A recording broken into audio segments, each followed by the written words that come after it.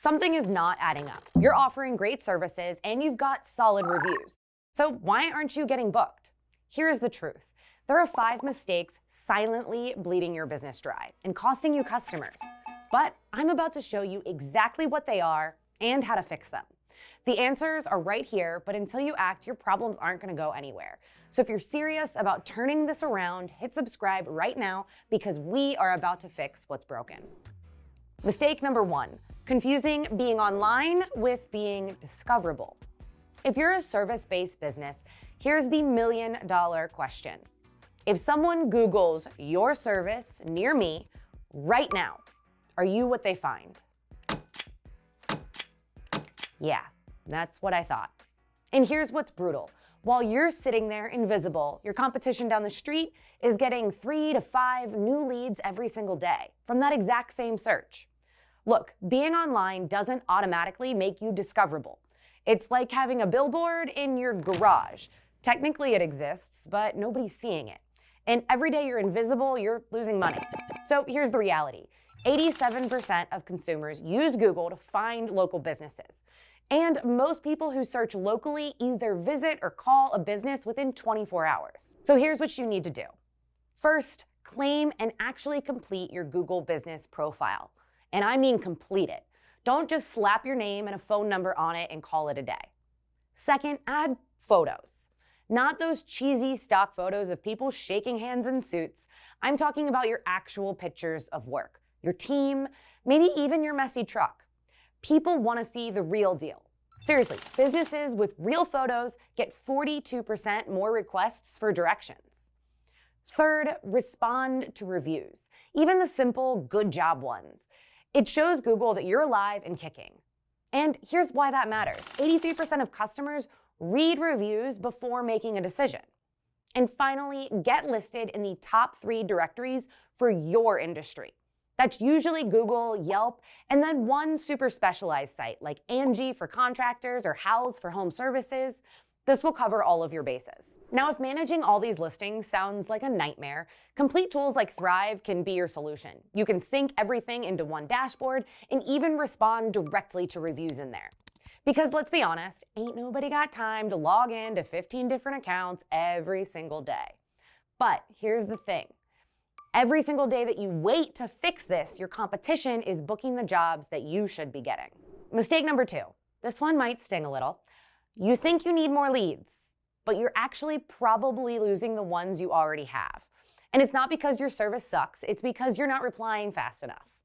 Here's the brutal truth. If someone fills out your contact form at 2 o'clock on a Monday and you don't get back to them till Thursday, they have already called 3 other people, and guess what? One of them answered and they got the job. The magic number here is 5 minutes. I know.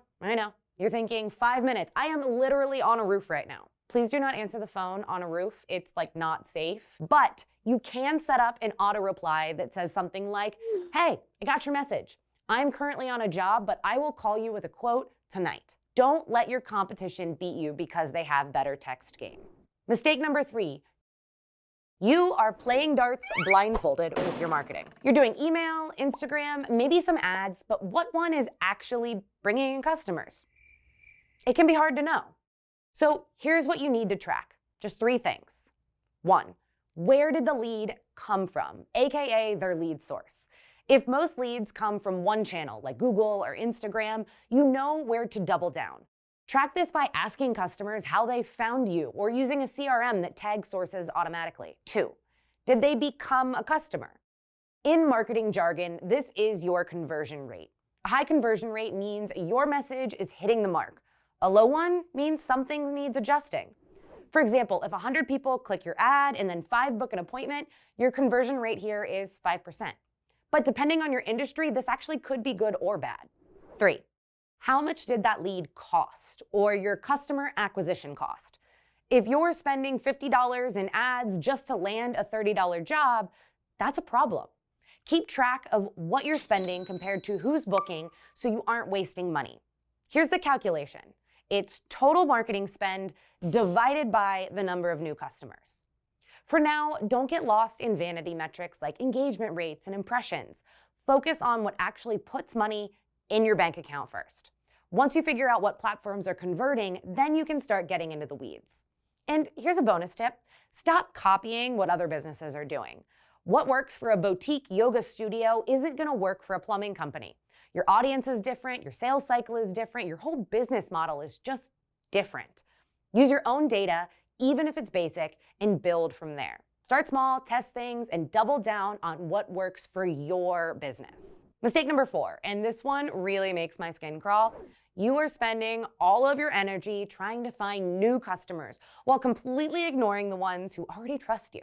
It's like constantly restocking your fridge but never cooking with what's already in there. You gotta focus, people. Here's the thing. It costs way more to get a new customer than to keep an existing one happy. So why are you treating your past customers like strangers? Here's what you should be doing. Send a thank you message after every single job. Something simple like, thanks for trusting us with your project. Here's a photo of the finished work, and don't hesitate to reach out if you need anything. Set a 60-day check-in reminder.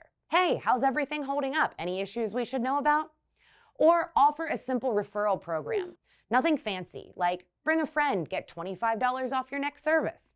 Done. The best part, you can automate all of this. It saves you time and makes you look like a total pro.